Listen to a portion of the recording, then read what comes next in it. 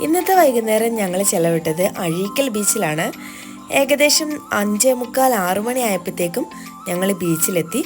അത്യാവശ്യം ആളുകൾ ഉണ്ടായിരുന്നു, എന്നാൽ ഒരുപാടൊട്ട് തിരക്ക് ഇല്ലായിരുന്നു താനും.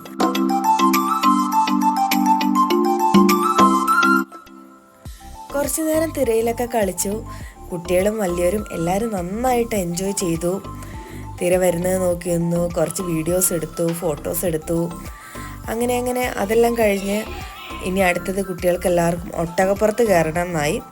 കുട്ടികളുടെ കൂട്ടത്തിൽ വലിയവരും അതിനൊട്ടും കുറവായിരുന്നില്ല.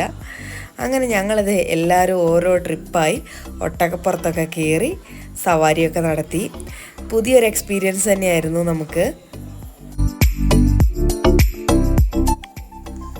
ഒട്ടക സവാരിക്ക് ശേഷം എല്ലാവരും കുറച്ചു നേരം വർത്താനമൊക്കെ പറഞ്ഞിരുന്ന് ഐസ്ക്രീമൊക്കെ കഴിച്ചു നമ്മൾ വീട്ടിലോട്ട് വന്നു.